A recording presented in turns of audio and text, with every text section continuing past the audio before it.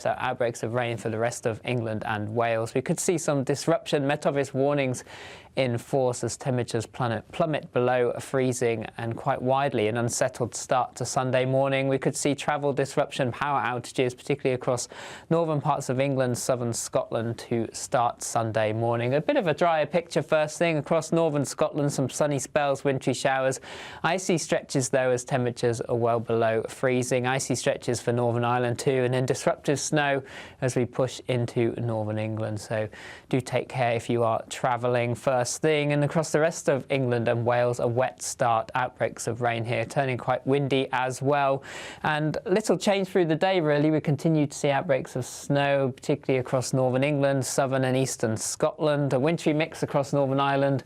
Sunny spells and wintry showers for northern Scotland as well. A little brighter across central southern parts of England after some early heavy rain, and temperatures here mild, 12 to 14 Celsius, but cold under the snow and ice. An icy start to Monday as well as weather systems slowly start to pull away, but a wintry feel for everyone through the day with sunny spells and wintry showers, particularly across the north of the UK, drier further south and east. And it stays cold through much of next week as well, but turning drier and brighter later on. See you soon. There will be a light breeze in the morning, leading to a warm front. Boxed heat pumps, sponsors of weather on GB. Imagine how £50,000 in cash from us could make your new year go with a bang. From treats to holidays to fun times with the family, a totally tax-free £50,000 in cash could make you feel alive in 2025. And just one entry into the Great British Giveaway really could make £50,000 cash all yours. For another chance to win, text cash to 63232. One entry costs £2 plus one standard network rate message. Or text bonus to 63232. 5 entries costs £5 plus one standard network rate message. Go to gbnews.com/win. Entries start from just £2. You can call 0903 681 3232. Calls cost £2 plus your network access charge. Or post your name and number to GB10 PO Box 8690 Derby DE1 9TT. UK only. Entrance must be 18 or over. Lines close at 6 p.m. on the 31st of January. Please check the closing time if listening or watching on demand. Good luck. Sunday with Michael Portillo from 11, only on GB News. Penelope's, which is situated in the sophisticated Hotel Armano in Covent Garden, delivers punchy dishes from the executive chefs Fez Ozalgan. London-born, she's of Turkish Cypriot heritage, and at the tender age of 16, she enrolled at catering college. So, it's lovely to see you, Fez. Welcome to the programme. Thank you. So you're now in a very prestigious position. I'm always impressed that in the world of chefing, it's possible to get to very senior positions quite young, if you're good enough. Talent is rewarded, is it not? Definitely, yeah. It does take a lot of hard work, for sure. But, yes. When did you know that you wanted to be a chef? Honestly, because my parents have a cafe in Barking. And I used to go there when I was younger, in school holidays and weekends to help them. And actually, I'll be honest, I just used to really admire everyone calling my dad chef, and that's what I wanted. And what about your food inspirations? Because I believe the food that you produce now is what? Mediterranean influenced and also to some extent Middle East influenced? Yeah, and Spanish as well at Penelope's, yeah. So our concept at Penelope's, our CEO, Ariel, he is Israeli, but he grew up in Marbella. So, yeah. These are the great influences. Yeah. What have you brought here today? OK, so we have our sea bream tartare, which is a really good inspiration of both Spanish and Israeli. It's marinated with harissa, and it's served with a really nice gazpacho sauce, caviar on top. I wonder whether the camera can see that. It is the most gorgeous coloured sauce on top of my sea bream tartare. That's marvellous. GB News, the People's Channel.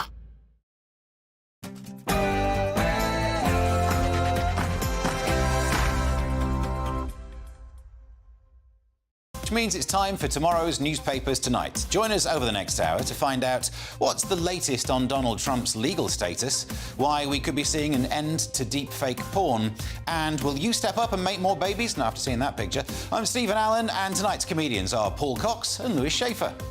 This is Headliners.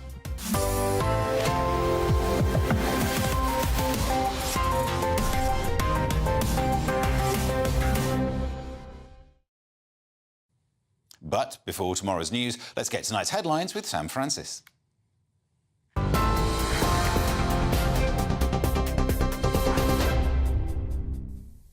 Very good evening from the newsroom. The top story tonight. Nigel Farage has vowed to target the Conservative leader's seat at the next general election, accusing Kemi Badenoch of being a rude and ranting conspiracy theorist. At a Reform UK East of England conference earlier in Chelmsford, he held up a phone showing the party's membership had passed 170,000 people. Oh, the ticker. And the ticker says 170,000.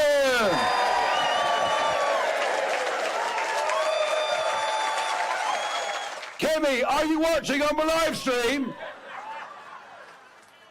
Did we deliberately fiddle it so that it happened during my speech? Did it hell? It's happening, folks, because this party is on the march. Well, that follows claims from Kemi Badenoch that Reform's online membership figures are fake. That's despite several news outlets now reporting the membership data is, in fact, accurate. Farage told supporters he was offended by accusations of being a fraudster, saying that he's never been dishonest and will never be. He also invited supporters to an event later this month to prove the numbers are real, adding that her criticism had fuelled a surge in new members. In other news tonight, the Prince of Wales says he and his wife, Princess Catherine, are shocked and saddened by the death of his former nanny's stepson. That was in a vehicle attack in New Orleans. 31-year-old Edward Pettifer was one of 14 people killed when a pickup truck ploughed through crowds on New Year's Day, injuring at least 35 others. His Majesty the King has also offered his personal condolences to the Pettifer family, who say Edward was a wonderful son, and added that they are devastated by the loss. Meanwhile, police in the United States say the suspect, Shamsud Din Jabbar, also fired shots before being killed by officers at the scene. And the FBI have now confirmed an Islamic State flag was found in the vehicle, with President Joe Biden linking the attack to terrorist motives. The first boatload of illegal migrants this year has crossed the Channel today, with 50 people intercepted by Border Force early this morning and now brought to Dover. It comes as figures show the number of people arriving in small boats in 2024 was up by a quarter on the previous 12 months. Reform UK leader Nigel Farage has called it a national security emergency and blamed mass immigration for what he described as a complete cultural disaster. Weather news, and the UK is bracing for heavy snow and icy rain set to hit within just hours, with the Met Office warning there could be considerable disruption in some areas. 2 amber and 2 yellow alerts have been issued by the Met Office across most of the country, with up to 40 centimetres of snow expected. Forecasters say power cuts are also likely and that vehicles could become stranded on roads as wintry conditions continue. And we're being warned that trains and flights could also be delayed or even cancelled. For the very latest GB News direct to your smartphone, sign up to News Alerts by scanning the QR code or go to gbnews.com/alerts.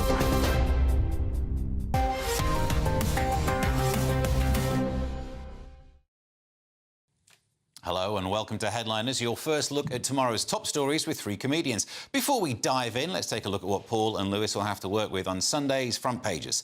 The Sun, Will's shock at terror death of pal. Sunday Telegraph goes with net zero drive will raise cost of holidays. The Observer, fears of unrest as PM considers open prison for more offenders. Sunday Express has in the bleak midwinter. The Mail goes with poll, Starmer will be out of number 10 in a year. And The Star says the age of the budgie smuggler. Let's find out more about that. But I guess we start to find out more with the Telegraph, Paul. What have they got? Well, we do. PM urged to scrap new Islamophobia definition. So Sir Keir Starmer, if you're not aware, he's our PM, has been urged to shelve plans for an official government definition of Islamophobia in the wake of the grooming gangs scandal. Critics say a strict definition would curtail free speech and make it harder for whistleblowers to point out certain instances of wrongdoing. I think they're probably right. I'm sure there's some people that would disagree. But Labour, of course, there's a lot of context to this. Labour, of course, are doing this to maintain the Muslim vote in constituencies like Wes Streeting's constituency and Jess Phillips' constituency. They were both run, particularly Jess Phillips was run very close in her constituency. And there were 18 pledges or requests by Labour Muslim groups that suggested that they want certain things. This is one of them. Essentially, it reintroduces blasphemy laws into the UK, though, which I see as regression. I don't see as progression in any way. And I kind of see as bowing to a particular group and not taking into account the much wider group that is Greater Britain. Look, I don't think Labour... I think Labour are tone deaf on all this, so I don't actually think they'll make any changes. I really don't. I think potentially they could on this particular one, because the idea of defining Islamophobia in a way that appeals to everybody is going to be very difficult. Yeah, I mean, that's the thing, isn't it, Lewis? Having a definition of it is fair enough, but it depends on what the definition is, doesn't it? No, not with this. Not with the UK. They could put anybody in jail. Isn't it? It's true of all words. No, it isn't. They could put anybody in jail. There are people rotting in jail for tweets that were like nothing. Is that Labour is... I'm going to start early. It's Team World. They don't care about England. They don't care about the Angles, the Saxons. The new personal best. Yeah, they don't care about the Angles, the Saxons, the Jutes, the Picts. They don't care about the Nigerians who are Christians in this country. They don't care about the Muslims who moved to this country to escape suppressive Muslimism. They just don't care. They're Labour. These are people who care about feelings before facts. I think Paul's take on it has got maybe some more believability, that they're afraid rather than just they don't care, and randomly through this not caring a thing happens. Paul's point is like, there's a bit of steering happening here to try and keep a vote. Well, the reason they're afraid is because they've sucked up to the Muslims for so long that they don't want to lose the Muslim vote, because people are not Keir Starmer brings nobody joy in this country. The problem, I think, Lewis, is if they bring in an Islamophobia definition, which in itself creates another form of racism, and help protect future grooming gangs, or by protecting future grooming gangs, I mean preventing whistleblowers, holding back people, parents, for instance. Let's not forget, in this grooming gang scandal, parents were arrested. Parents were arrested. And the victims themselves. And the victims were arrested. And you introduce Islamophobia and a new definition and a new law associated into this huge problem that we've got, this dark secret of a problem that we've got in the UK at the moment, then I think we are going to end up in a lot of trouble. So I think that this is a good opportunity to really question this and chuck it out. No, it isn't a good opportunity. The only opportunity is to get rid of these people. And that's what elections are. Yeah, that's what elections are. The fact is let them do what they want to do. We're heading towards a police state. And I speak to people in America. It's like Britain is like a laughing stock. We actually believed that there was some kind of openness in Britain, and there's none of this openness in Britain. I don't know what I'm saying. No. Well, we'll move on then. Anyone else on the front page that looks There's lots on the front page of the Sunday Telegraph, actually. I think I'll go to net zero drive will raise cost of holidays. And the answer is, of course it will. Net zero, by the way, I said this last night, actually, but I'll reiterate it in case nobody heard me. You know, the plan for net zero is to hit the half point by 2030 and full net zero by 2050. Both are almost impossible. And the only way you can do it is essentially, I believe, bankrupting the UK and any other Western country that tries to achieve it, and taking any fun out of life as well. Yeah. I mean, holidays. Oh, I love burning carbon. The thing is, but you and I burning carbon, it's fine because we go and do it once a year if we're absolutely lucky. Yeah. You know, there are people gallivanting around the world, most of them telling us that we have to follow this nonsense, and they're not going to stop doing it because they need to do their gallivanting, Steve, because they're very important. Oh, yeah, this is ridiculous, Paul. It's ridiculous. People are acting like this is a normal thing. Let's go to net zero. Net zero is about killing people. It will. It'll come. You can't go on holiday. You tell a British person they can't go on holiday. It'll kill them. And it'll kill them. Net zero people. This is totally not news, because it's, of course, net zero drive will raise cost of everything. That's the whole purpose of net zero. It isn't to eliminate CO2, which is, that's CO2, you know, comes out of your breath. That's where you're fat when you lose weight, Paul. That's where it goes. I'm losing some. Yeah, you're looking all right. Thank you, mate. Not really, but I mean, you're looking. Lewis is saying the more you lose, the more CO2 you expel. Therefore, Yes. do you not breathe it out in ketones, which have got double bonded oxygens to the carbon? Yes, and Yeah, that's why people say that my breath is bad. Yeah. Which I denounce. Well, they're not saying that on the front page of the Telegraph. No, they're I'm not. glad you brought it around to you. Not yet. What we need to say is that there's no need for net zero, that the climate crisis is a scam, like everything, that if you were on Team World side, if you're on the left side, if you're on, and when I say the left, I include the Tories too. If you believe in this stuff, You've set your bar high tonight, haven't you? You've come out with net zero is about killing people. Yeah. Let's say I'm interested to see where you go to. It is about killing people. Anything else? It's about killing British people. It's about killing the Celts and the Welsh and the Scots and the Picts. It's about killing Welsh people. It's about killing Jamaicans who are living here. They don't want people. Well, it will kill our economy because it's going to cost £10 billion a year. Exactly. And Ed Miliband's in charge, which is a massive problem. So there is a very sad story on the front of the page related to the New Orleans terror attack. Royal nanny's stepson killed in US attack. This was Tiggy's stepson. Tiggy, well, you might not remember, you weren't in this country, but Steve and I's generation and older will remember that she was the nanny of the princes, which were Harry and William. And obviously this is just another tragic reminder of what's gone on in New Orleans. There is a health one there, but I bet we can include that when we cover the Sunday Times a bit. So let's do the Observer, Lewis. What are you angry about? On this one? Can I just point out that the Sunday Telegraph is £3.50 if you want to go buy it tomorrow. I get asked constantly about how much the newspapers are. Why would somebody go pay £3.50 for lies when they can go on Google and be lied to just for free? Anyway. You ever been sued by the Telegraph before? That's quite fun. No, I mean, I should like the Telegraph. I don't like any of them. The fact is I associate them with work, and it's really horrible. Observer, Lewis, what you got for us? This is your typical, anyway. The Observer, which is the Guardian, and they're thinking about changing the name, I guess, or they'll stop. And it's £4 tomorrow. I don't know why the Observer is more money than the Telegraph. But fears of unrest as Prime Minister considers open prisons for more offenders.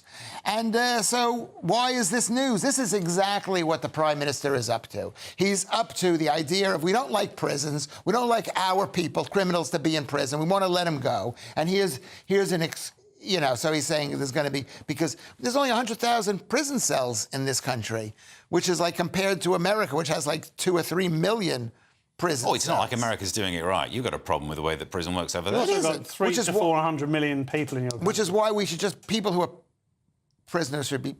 I'm not going to say what they... No, don't say that, mate. I enjoy working... You end up agreeing with net zero, so you're going to finish that. Yeah. We've got to figure out how to make punishment better so that it's not... So people... And maybe... Anyway, before you start again, the half sentences, Paul, what's your take on this? Open prisons, do you want one? Well, I mean, I'd love one, yes, please. Open prisons. This story, you can't really see we can't see the fine print. I've been trying to look whilst Lewis has been doing his commentary. But why are you attacking me? I'm not yet. But because I called you fat, is that what it is? No, because that's been going since 2022. But no, open prisons for people that have committed serious crimes, big issue.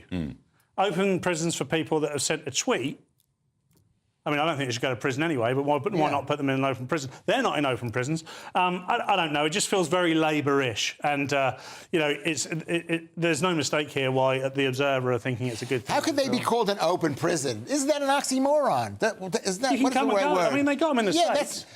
My flat in Nunhead is an open prison. I believe it, and I know where I'd rather serve time. If I had a 5 stretch, not going to be Nunhead, is it? Let's get to the Times then and see what's happening on the front page. So, NATO warns UK over ballistic missile threats. PM urged to raise spending amid fears defence are vulnerable, and Britain faces strike from anywhere. These stories, particularly from the Sunday Times, have been circulating for years now. Yeah. That's because we have spent years and years and years underfunding our defence. And The reason these stories on the front of the paper is twofold. One, to scare the government into spending more on defence, and one, to let the people know that we should be scared because our defence doesn't stand up to any form of attack. We are entirely reliant now on, as a nation, on our allies, and if one of our allies attacks us, then we really are. That's actually not true. Of course it's not. Go on, tell us why. We say this country is relying on our allies to save us. We only have one ally who could save us, and that's the United States of America. So what this is about, it's about getting the military to buy more weapons so that the 1% big companies, whatever they are, produce more weapons. That's what this thing is. I mean, I don't actually disagree with that, but I do believe that we need to invest way more in our defence. OK, maybe we do. But at the same time, why do we have to spend more for defence against some threat from Russia when coming on our shores are 1 million people who are undermining... You've done aboutism. What aboutism there, haven't you? You know, it's a relative threats, and you don't think, well, we're not guarding against threat A, so let's not guard against threat B. No, I'm not saying we shouldn't do it, because America's been covering our butts for so long. It says that we fear attack from anywhere. That can't be true, can it? I mean, look, the big hitters, yeah, but if Luxembourg turns against us, I think we'll take them. We saw that movie. Remember that movie? The Peter Sellers one? Yeah, right. Yes, The Mouse That Roared. The Mouse That Roared, there you go. Luxembourg have got a navy. They haven't even got a shoreline. Well, same with Bolivia, too. They lost their shoreline. But that's just like all the people who went on Bullseye and won a speedboat and live in a council estate somewhere in landlocked There will be people in Nottinghamshire with 1980 speedboats. They're my people. And then, actually, no, let's do the health thing on this one, on this Sunday. Yeah, let's do that. Patients must get a choice of 5 hospitals. This is Wes Streeting saying patients, should have a choice of essentially 5 hospitals. If you stubbed your toe or whatever, or you're seriously ill, you should have a choice of 5 hospitals. I would argue, Wes, people would love a choice of 1 hospital. But a good one that works. Yeah. A really good one that works. Yeah. And then you go in and you are seen to, if you haven't taken a dinghy with you, which is a story from last night, by the way. So we discovered last night that illegal migrants, in particular, were seen on average in 15 minutes versus the average 12-hour wait. You could do the accent, couldn't you? Not right now, maybe. Not right now. Yeah, not on telly. You noticed that cough there to make sure I couldn't. that cough was sent by God to make sure I didn't do the accent. Right, and then take a look at the Daily Star, Lewis. The Daily Star is really good news. Yeah. Really good news. And the Daily Star is let me find out how much it is for the paper. £2.10. £2.10, which is, it seems like a lot of money for the Daily Star, but there's a lot of stuff in the Daily Star. Fashionistas vote dodgy Grundies, one of the top 6 sexiest items for 2025. The age of the budgie smugglers, which I didn't know what it was. It's a Y front. It's just a Y front. Without the Y on the front, though. Without the Y. You don't have to have the Y there, just that they're small enough so it looks as though you are smuggling a budgie. Right. Or 2 budgies or a really long Savoy, depending on what you're doing. OK. All right, I'm not going there. This is your show. You're the host of the show. You're going to be responsible. Last time I said something horrible, you didn't correct me. And I could have gotten in trouble for that. So I'm not going to... Actually, the nation wants to know, do you wear tight ones or loose ones? Well, do you want to know something? I'm now flexible. I have both. Really? Both. Because I changed last year for fertility reasons. All right. And then I realised I needed a woman to... Are you wearing tighter ones to try and lower your fertility? You can't make a sock pregnant, mate. Paul, boxers or Reese? Boxers. Nice. Me too, for the same reason why, when you get a goldfish, if you move it to a bigger tank, it grows bigger. That's why I love boxers. All the way. Still waiting. That's that show and tell. It's show and tell. It's becoming like that, isn't it? That's the front pages, all sorted. Coming up, whistleblowers ignored, standard. Lee Anderson looks angry, standard. And the Dutch are being controversial. Ooh. This is Headliners, only on GB News.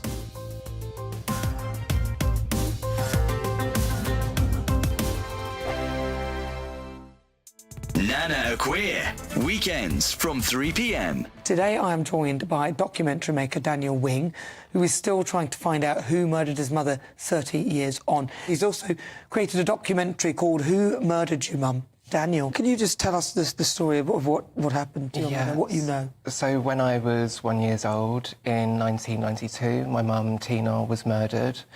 My dad went on trial for it and was acquitted, and the case went unsolved and has been unsolved for 32 years.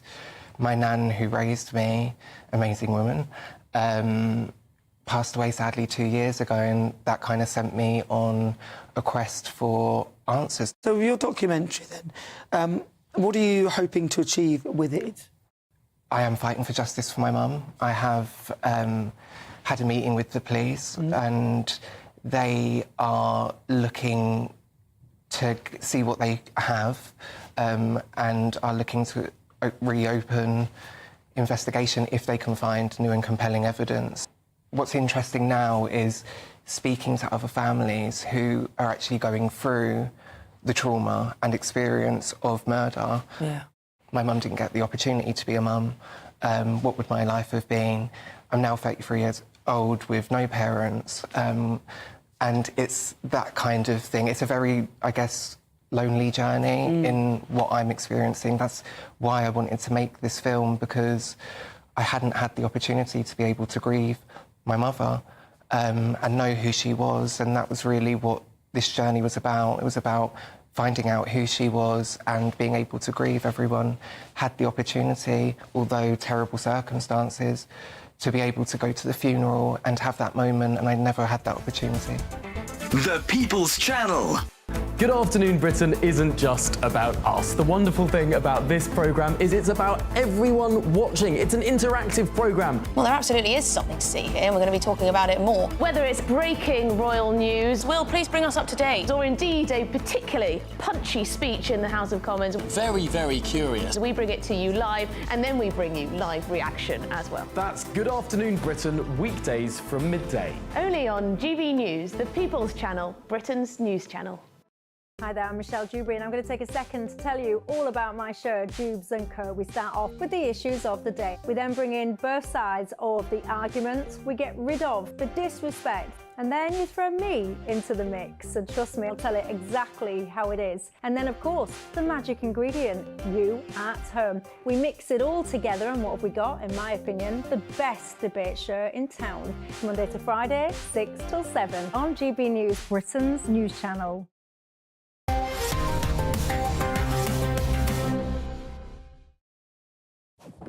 Welcome back to Headliners. I'm Stephen Allen, still joined by Paul Cox and Lewis Schaefer. If you'd like to pass on your thoughts, you can get in touch. gbnews.com/your say. Bedford Babe says, great panel on Headliners tonight, all looking very smart, thank you.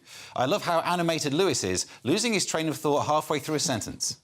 That's what they're after, apparently. That's what's working. If that's what you're after, I guarantee there'll be some more. Yeah, or if that's what you're after, then...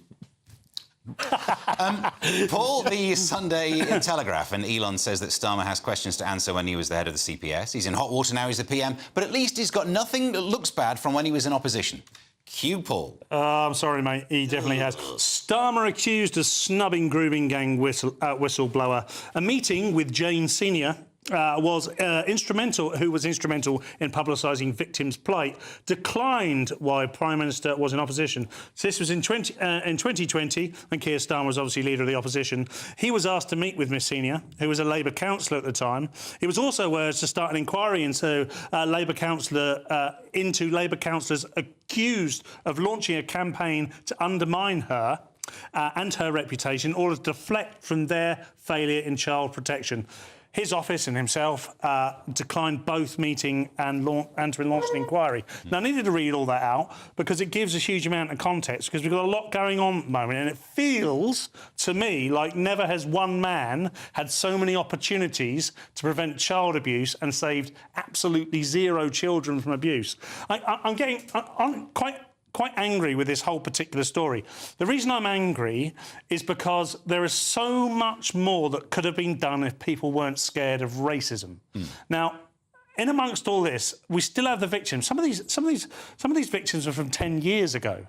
And if there are any opportunities, but in that time frame, whatever that might be, 15 years to now, and there were people that stood in the way of justice to protect their own career, save face, not be seen as racist. Now, I can understand that one a little bit more, but any of those things, then they shouldn't hold public office, and they shouldn't be in a position to protect children, because they're failing. Just to stop you getting sued by Starmer, because I imagine he knows the law quite well, we probably should point out that when he was in charge of the CPS, prosecutions were brought against some of these grooming. Yes. Because you said the sentence, he's done nothing to stop, so he'd well, have your OK, so that's a good point, Steve, and you may well save me from something quite nasty, but...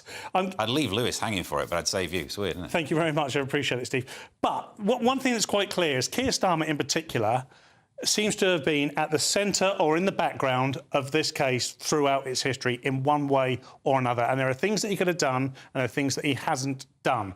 Now, we've still got the victims and there have still been prosecutions and people are still in prison. So you're right, people have been prosecuted. So arguably there has been some protection. But this man is now in charge of our entire country. And if we discover that he stood in the way to protect himself or people around him stood in the way to protect themselves or to protect the grooming gangs, then the whole seedy house of cards needs to fall. But your earlier point about the fact that they're scared fits to this. I know you already disagreed with that, Lewis, but this does fit the idea of, like, oh, we don't want to lose this part of the vote. That's what they're scared of, or were scared of back then. No. Yes and no. Of course, they don't want to lose their voters, but they actually believe. They believe in a universality of people, that everybody's all alike, no matter what country they come from. This story is horrible because you feel for the people, the women who've been victimized by this, and the fact that the state, the police and Keir Starmer did very little. That's really horrible. But the bigger question is, we're in a state of emergency in this country. We're being inundated with people who hate us. Or maybe not me, but they hate I'm looking British. at your saying there's definitely some people. They hate British people. They hate the Angles, the Saxons, the Jutes. They hate Christian Nigerians who are living here and Jamaicans that are living here. They are at war with this country. And here we are focusing, it's kind of like, look at these people, they're rapists, they're bad. That's what this is all about. It's pointing the finger. But the situation is way worse than that. I don't there it is. There's one of those half sentences you pay your money for. Lewis, the Sunday Express, Lee Anderson calls anti-reform protesters socialists. But reform means to change, so someone who's anti-reform would be conservative. Well, socialist doesn't mean radical change. There are people who are socialists who believe in maintaining the situation as it is in the country that they're living in. You know, you could be a socialist in China and be incredibly conservative because the CCP is running China. So I disagree with that. Anyway, you agreed with it. I know. I agree.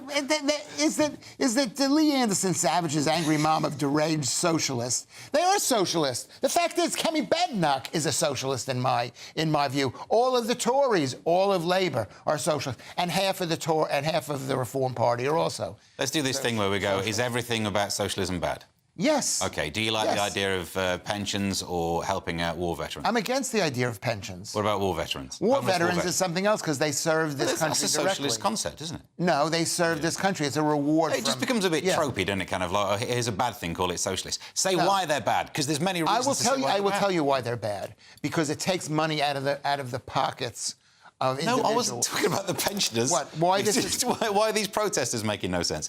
On a channel that talks about... It's not that, because they're fighting against Lee Anderson, who represents reform, which is slowly, every single day, is not becoming as reform as we'd like it to be. They should be revolutionaries. Yeah. Paul, your thoughts on this one? Well, I wouldn't focus like Lee has done on the socialism aspect of this. I'd focus on the fact they call themselves anti-racists. And more anti-racism or anti-racist is a pseudonym for anti-white racists. Socialists. No, they're not. Well, they might well be socialists. I mean, who cares? Because it's on the same team. It's on the team world team. What makes them socialists is they care about the bigger picture of a world dominant ideology or government that's controlling the world. Let's try and fit this one in quickly before we run out of time. Paul, the Sunday Telegraph, the Netherlands have put a limit on the size of their population. You could call it a Dutch cap. I mean, maybe not that phrase. That would do it. There's a lot going on here. Asylum seekers drain money from Dutch state for generations, a study finds. A study by researchers from the Institute of International Network was published by the Dutch government as it plans to cap country's population to 20 million by 2050. It's a right-wing coalition led by Dick Schoof. That is great, isn't it? It was the best part of the story, his name. And there's nothing funny about that, Steve. He's the Prime Minister. Is a funny word, come on. Yeah, absolutely. So, I mean, when are we going to get our Dick Schoof? That's what I want to know. Yeah. I think there are some people who'll Schoof shine it. Yeah. That's where you've got to go and get it done. We all need some Dick Schoof in our... Look, this guy is going about capping immigration. Not only capping immigration, capping population and reducing immigration. Yes. Yes. And he's doing what is wrong with that? What is wrong? There's a limited number of people in this country. They waited for years and years for the whatever rule upper classes to lose control, and they wanted more control over their lives. They wanted higher rates if you were a plumber or a painter or you were working in the supermarket. And then all of a sudden, 1 million people come into the country in a year, which basically cuts the wages of the local people. And this guy's pointing out that in Holland it's costing 400,000 euros over their lifetime, asylum seekers. So maybe ask the people, ask the Angles, the Saxons, the Jutes, the Celts, the Normans. Ting. We've already ticked that off the bingo card tonight, though. I don't care. That's what the focus is. Those are the people who need Got to move on time-wise, otherwise you won't get to rant much in the next section. Still to come, universities are too white, even the red brick ones. Religion gets butch, and your country needs you to make babies. This is Headliners, only on GB News.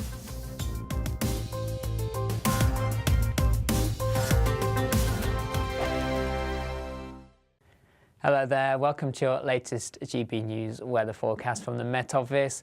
It remains very unsettled through the rest of this weekend. Heavy snow, particularly across northern England, North Wales, the Midlands for a time. The risk of ice in places too, and heavy rain as well for parts of Wales and the southwest, all thanks to this area of low pressure moving in from the Atlantic, bumping into cold air. So we've got widespread heavy snow across parts of Wales, the Midlands, East Anglia, pushing northwards into northern England, southern Scotland, turning back to rain though on its southern edge. So outbreaks of rain for the rest of England and Wales. We could see some disruption. Met Office warnings in force as temperatures plummet below freezing, and quite widely an unsettled start to Sunday morning. We could see travel disruption, power outages, particularly across northern parts of England, southern Scotland to start Sunday morning. A bit of a drier picture first thing across northern Scotland, some sunny spells, wintry showers.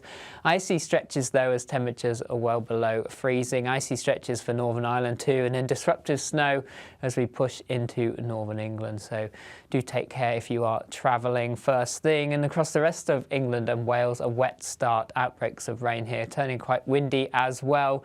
And little change through the day really. We continue to see outbreaks of snow, particularly across northern England, southern and eastern Scotland. A wintry mix across Northern Ireland. Sunny spells and wintry showers for northern Scotland as well. A little brighter across central southern parts of England after some early heavy rain, and temperatures here mild, 12 to 14 Celsius, but cold under the snow and ice. An icy start to Monday as well, as weather systems slowly start to pull away, but a wintry feel for everyone through the day with sunny spells and wintry showers, particularly across the north of the UK, drier further south and east. And it stays cold through much of next week as well, but turning drier and brighter later on. See you soon. Join me, Camilla Tominey, for a frank and honest discussion with those in power that cuts through the spin and gets to the heart of the issues shaping our nation.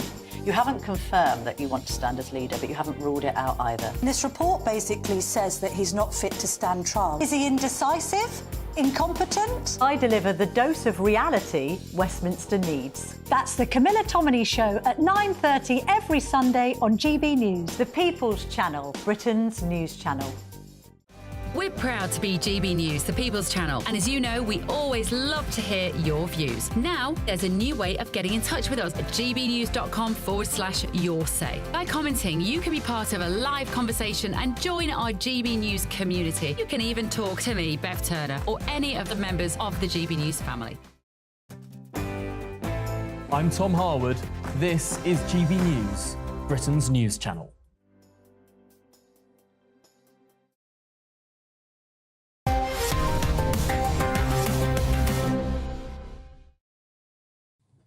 Welcome back to Headliners. Let's take another look at the front pages. Just to recap, The Sun goes with Will's shock at terror death of pal. Sunday Telegraph has net zero drive will raise costs of holidays. The Observer, fears of unrest as PM considers open prison for more offenders. The Sunday Express, in the bleak midwinter. The Mail has poll, Starmer will be out of number 10 in a year. And The Star, the age of the budgie smuggler. To the Mail on Sunday, Lewis, and Donald Trump, an American man who doesn't finish finishes sentences and yet somehow is oddly popular. Anyway, that's enough about you. Tell us about Donald Trump. Yeah, and that's what I would say Louis Schaefer's oddly popular. I don't think... Anyway, and why do we have that little news section where you read the headlines? Nobody cares about that, and that takes 40 seconds. That's why people are tuning in to see the front pages. I don't know. This is... It doesn't take 40 seconds when I do it. I was in and out. It was 30, whatever it was, 30 seconds. You could have been talking... Sides. You could have been listening to me. Well, you've not started this story yet, so... Because you're talking over me. And then they're going to say, why is that evil man talking over Louis remember Schaefer? when I said it was live in the break? It's still live. The show's on. What, this is edited. It can be edited. No. This is broadcast? Get on with it. But yeah, you're right. Is it live? I don't waste time, but... Honestly, is it live? Anyway, furious Donald Trump reacts to judge ruling he will be sentenced in hush money case days before the inauguration. This is very complicated, even for Americans, because it's a bunch of fraud what's going on. They're basically trying to screw Donald Trump. Donald Trump, when I was growing up in New York, we thought he was like an evil guy. I thought he was an evil guy. Everybody thought he was an evil guy. We thought there was so many bad things he had done. So when they released these things that he was always said, it's just the tip of the iceberg. Truth is, Donald Trump has done very few bad things, except wearing a tie that touches his toes. But that's the worst of it. Your take on this? Well, I mean, it is this lawfare, quite clearly. Don't put it on quotation marks. That's what it is. No, OK, just... Well, it's not a real word, so you can definitely... Yeah, that's why I did it. OK. However, look, whether you like it or not, he'd actually been charged. So this judge, Juan Merchan, he is carrying on with the sentencing. He's just jealous. Which is very easy for him to do, because the guy had already been charged.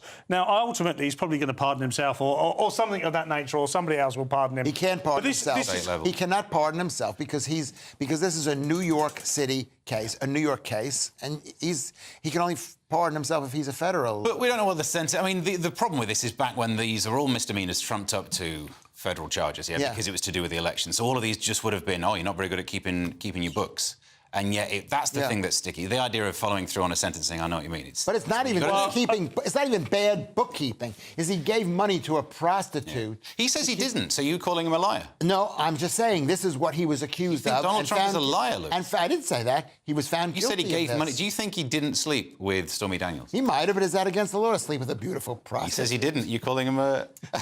I don't know what he did, but I think this guy Marchand, who's... I don't know. We don't know the entire story. We only know it took place in New York City. The money came from a George Soros, from what I know. I don't know. Maybe it's not true.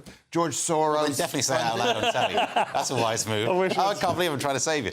Paul, the Mail on Sunday, there's a guy on Twitter, the My Opinion guy, who does AI pictures of all of us after each show. So this ban on deep fake porn is coming at just the right time. Big shout out to My Opinion. Labour Minister pledges a ban on creation of fake porn images, despite government failing to back Tory bid to outlaw vile practice last month. So this is sort of the talk here is about Labour are trying to do something that the Tories were already planning to do, but they're going to do it in their own way. So this is Jess Phillips, who of course is the safeguarding minister now, as we all discovered in the last few days, and she has promised action on the issue, saying the government will fully intends to legislate in this session on the use of deep fakes. Now, of course, this is a terrible thing. And it's a terrible thing because it's one of the most negative impacts to come of things like AI, computer-generated images, etc., etc. And the reason it's a terrible thing because it doesn't affect someone like me. There is no market when it comes to me.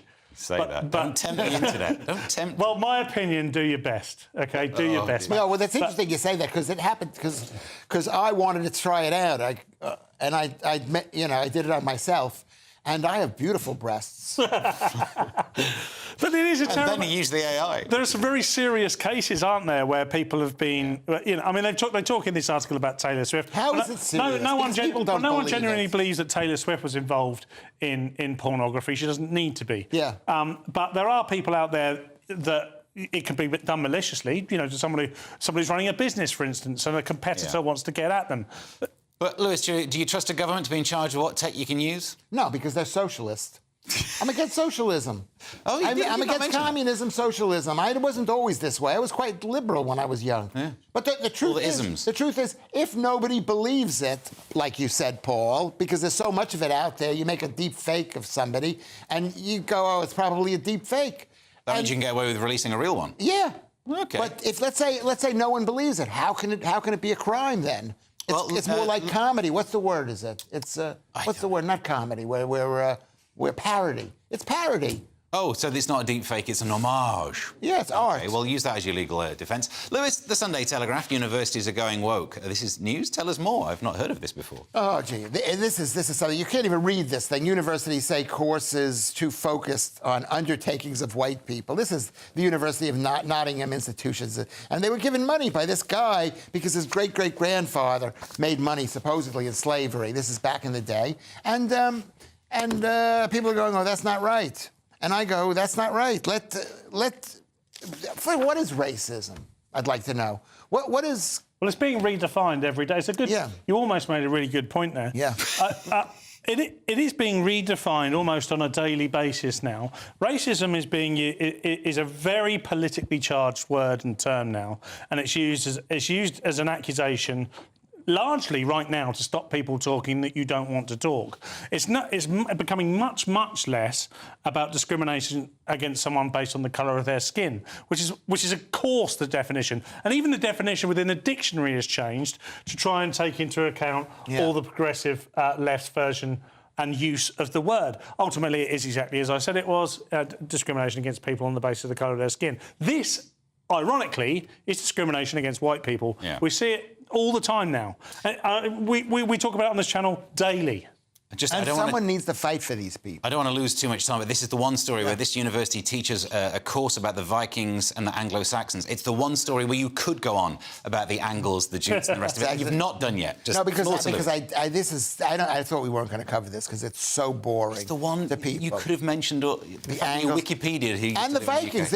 Every town with a BY in this country is a Viking town. If you live in Saxby or Whitby, they're Viking towns. Who's going to stand up for the people living here? Who's going to stand up for the Vikings? Yes. That's the question. It's the question that we're not asking. Paul, the Telegraph, men are turning to tough religions because it includes fasting. Just do the diet I've done and send me your money. Interesting. Young men leaving traditional churches for masculine Orthodox Christianity. So young single men are flocking to Orthodox churches after discovering the masculine Christian religion through online influencers. Now, this is something I've noticed, definitely, with regards to male influencers.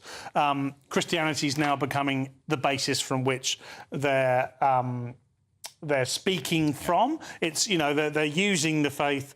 And I'm not suggesting for any minute there's any problem with that, but you're seeing more and more faith introduced into people, particularly when it's talking about men and men's well-being and men being stronger in the world, which is something that has lacked, I think. There haven't been good masculine role models. So I think it's really interesting that the masculine aspect of this is in this story, because it's not surprising to me. We don't have enough masculine role models, and perhaps Jesus was one. And the Catholic Church, from Rome, the Church of England, they're not fighting for the Anglo-Saxons and Jutes in this country, and they're going to. These people. This one, but not. Every one of these things is now one story. We're in a state of war, and somebody needs to speak up. And it's good that they're joining Orthodox Christianity. It's good. They're essentially saying things like the Church of England is feminised the church. Isn't fighting for England. All right, we just got time to fit this one in. Lewis, the Mail on Sunday. Imagine a world with no young people, only old people. The queue for the self-scan would be a nightmare.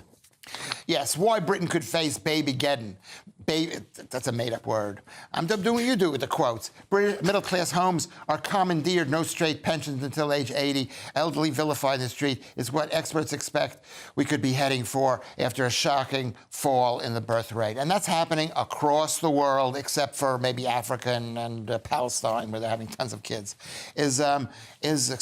Excuse me for saying that. The point here is the point. The point is birth rates are falling. You can argue why birth rates are falling. Maybe they're falling because we got this fake climate crisis, which is making people afraid. Maybe they're falling because of the food that we're eating, which has completely effeminized everybody. The truth is, what is the truth? The truth is we've got to have kids. Not me and you, but I take your point. Paul, I think it's to do with GCSEs getting easier. Because if you make GCSEs harder, like the school I went to, everyone who failed the GCSE had loads of kids by the time they were 18. So if you plot birth rate versus GCSEs getting easier, I think I'm onto something. School I went to, there were people pregnant during their GCSEs, Steve. So no, you've proved me wrong. That's true, and I'm sure they're very happy people. But Lewis, I think he's nailed it. I think we've created an environment now in which we've described that we've told young people to worry from day one, worry about their sexuality, worry about how they feel, how other people feel, what colour their skin is. Like I say, what sexuality, what genitals they want to look at, what genitals they want to change to. Is the earth burning? They're all doing so. Oh, well, my colour of my skin is white. It means I'm bad. My history's bad. My future's bad. Everything's bad. We just need to calm down and tell everybody that it's not anywhere near as bad as we're being told.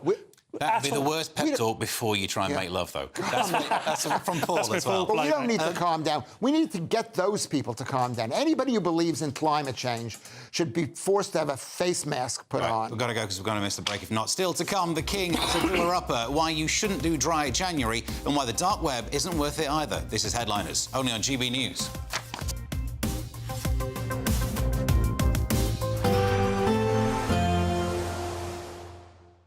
You're looking happy. Well, the forecast looks good. So you've sorted the travel insurance then? All Clear Travel Insurance sponsors GB News Travel Destinations Forecast.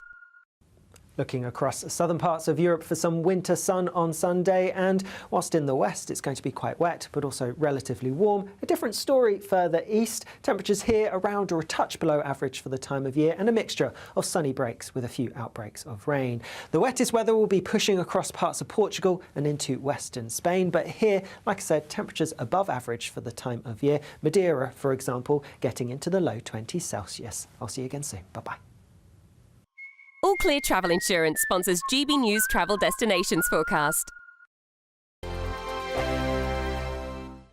Sunday with Michael Portillo from 11, only on GB News. My next guest knew George Carman rather intimately. Indeed, he immediately asked her for her hand in marriage when they first met. Karen Phillips knew Carman from 1986 and was a close friend until his death in 2001. Karen has used court transcripts and personal documents to construct her new book, Get Carman. There it is. And here you are. Karen, thank you very much indeed. So you knew him very well, and actually he began to write a little bit of an autobiography just in the weeks before his death. And from those pages, I was struck by the amount of uncertainty that there was about the man. This man who was so confident in court, who charmed juries so famously, but in some ways felt that he was an actor, in some ways felt that he was fighting back nerves and uncertainties. Is that true? I think he was quite worried about every case. It was much more that he was concerned for the client. He always wanted to do his best. He worked so hard to win a case, not really for his personal satisfaction, but because he didn't want to let people down. His success rate was extraordinary, and, you know, I'll choose my words carefully here, but shall we say that many people were surprised at the time that Jeremy Thorpe was found not guilty. It was astonishing in the case of Jonathan Aitken, for example, that the principal charge against him, which was that he'd been corrupt in arms dealings, I don't think that was ever actually reached during the court. It seems even more surprising today that people who were employed by Mohammed Fayed were believed in the case of Neil Hamilton. Do you know what I'm saying? I mean, his results are extraordinary. GB News, the People's Channel. I'm Christopher Hope. From pop star to politicians, I'll interview anybody in a pub who's got a political opinion. Join me every Friday on Spotify, Apple Podcasts, YouTube or gbnews.com, or wherever you get your podcasts. This is GB News, the People's Channel. In the GB newsroom, we bring you the news as it happens. With our team of dedicated journalists across the UK, we're ready to keep you up to date with what's happening every half an hour, every single day. Bulletins here on GB News, the People's Channel, Britain's news channel. If you want your news to be straight talking... This is a nightmare for the Conservatives again. Down to earth. It's not just Nottingham where this is happening, is it? And most importantly, honest. Hard-working, middle-class taxpayers, they'll get their book thrown at them. Then catch me, Martin Daubney, Monday to Friday, 3 till 6 p.m. on GB News, Britain's news channel.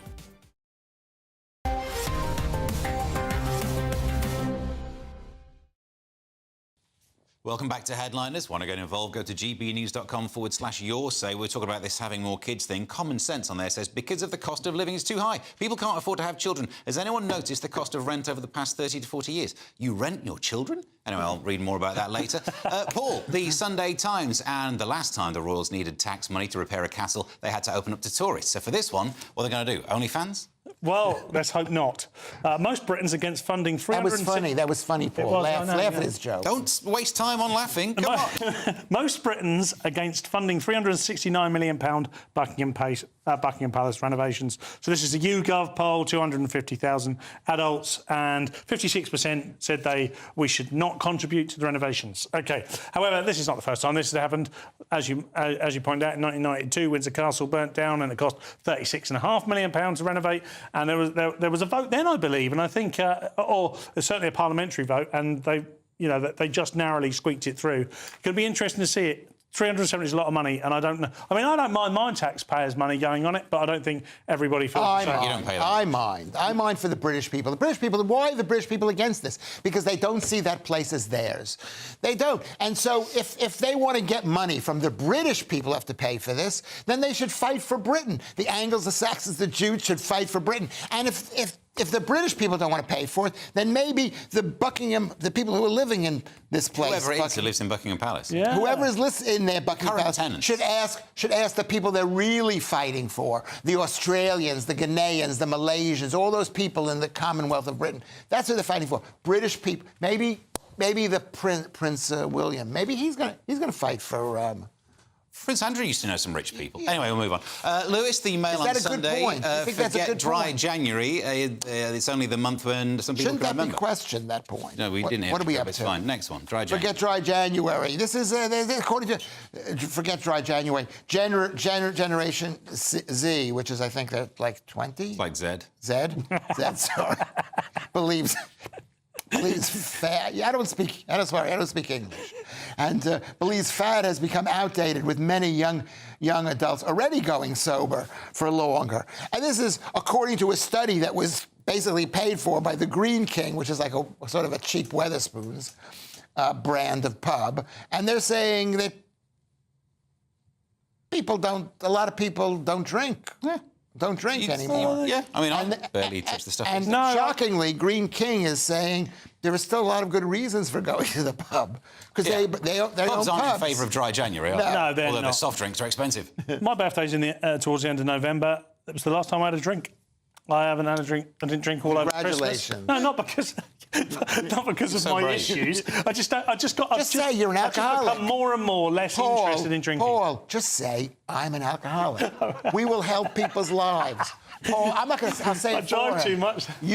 Paul is an alcoholic. You could just look at him. Look at how pasty his face is. Oh, God. Do you know, he normally said something that wasn't pasty there, didn't he? He went for it, he went, I can't say that again. No. And do you feel better for not drinking? Well, yeah, I guess. Yeah. I mean, unbelievable. I wasn't... If you were trying to sell it... We've had this conversation before, Steve. You and I drive all over the UK all the blooming time. So we don't get a drink anyway because we're always driving. Yeah. So it's not like I'm missing it. I don't go anywhere in Britain. And I don't go anywhere. I was kidding about the show is nearly over. It's time to take another look at Sunday's front pages. Paul, Let's start with the Sun. Will's shock at terror death of pal. Sunday Telegraph, net zero drive will raise cost of holidays. The Observer, fears of unrest as PM considers open prison for more offenders. Sunday Express, in the bleak Widminter, know what you feel like. The Mail poll, Starmer will be out of number 10 in a year, and the Star goes with the age of the budgie smuggler. That's it for tonight's show. Thanks to my guests, Paul and Lewis. Simon Evans will be back tomorrow at 11 p.m. with Lewis and Leo Kurtz. And if you've been watching at 5 a.m, stay exactly where you are, because breakfast is on the way for you soon. If you've been watching at 11, you've got to wait longer to get breakfast, but it's all still heading in the same direction. Till the next one, have yourself a good one.